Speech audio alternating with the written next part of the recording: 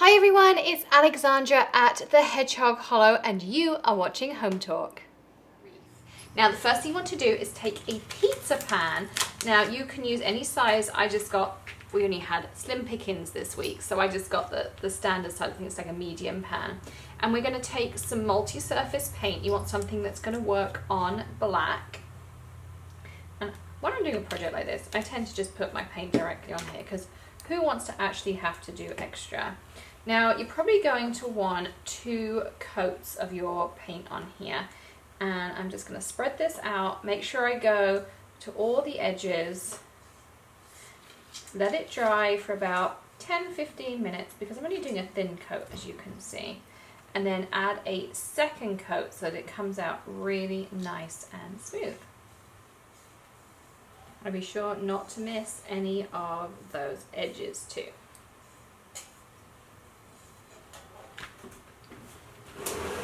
And I also have a top tip for you. If you need to step away and you know you're going to be doing more coats, take a piece of kitchen towel, an old rag, anything like that, spritz it with some water, make sure it's pretty damp. You can also just run it under the tap too, and wrap your paintbrush in it, and when you come back it will still be moist and the paint won't have set, so you can just use the same brush without having to wash in between. So once your plate is dry, your pan is dry, mine looks great now with 2 coats on it. Now make sure it's as dry as it can be. I would like to have left mine overnight, would probably be my idea. And then you want to start working on your design. Now if you have a Cricut or an e-cutter, you could definitely use that. I am going to freehand mine and be a little bit brave. And so I'm going to leave myself lots of space. I like to do a light pencil line. I can erase this afterwards. It just gives me... And we're going to use a metallic paint pen, so you can use gold, silver. I'm going to do this one. And sometimes I have to do it a couple of times to get a nice thick coat. But it also allows you to just correct any mistakes. And I like to do the lettering part before I do any of the extra detail. And then you just want to go over it until it's really nice and bright. And then once your lettering is finished, we're going to add some fun details. So I'm going to start by just adding a little bit of glue up here, and we're going to add some detail using some cheap Dollar Tree rope. So it's really easy, really inexpensive project that's going to look fantastic at the end. And I put this piece at the top here because I'm going to add some ribbon and foliage afterwards, so just having this at the top, we're going to cover it up.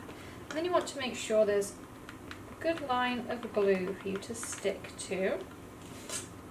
I'm actually using a fabric glue stick in my glue gun, which with the rope, I just find it sticks a little bit better than a regular glue stick. And you can also use them for other things afterwards too. So I'll use the rest of this up and then just add a regular one in afterwards. And I'm going to add an extra couple of beads of glue just here because I want to make sure that that rope doesn't come unraveled. I also have some pretty foliage that I got from the dollar store up here. It's going to go up and around here like this. But first of all, we want to make sure we have a bow ready. So this is some leftover ribbon I had. I'm going to make one of those kind of larger, fluffier bows. So what I'm going to do, make sure it's about the right size, is just loop it around and around as many times as you want loops. I'm going to just trim that off. And you can either take a piece of twine or the ribbon itself and loop it back. You basically want to just create yourself a knot in the middle. I kind of like doing it with the ribbon itself. And I like to go a little bit heavier handed with the glue on the bow because I find it's the one bit that people knock every time they walk into the house. And you'll notice sometimes I put the glue on the greenery, sometimes I put it on the rope. Just kind of depends if you know where you want it to go or if you're filling in a hole.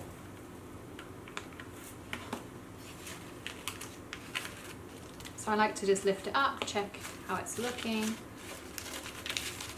move anything around I need to.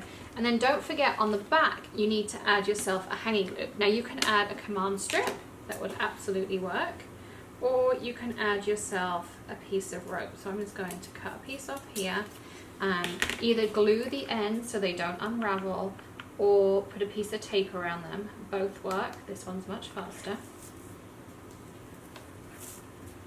So just kind of wrap these ends in glue.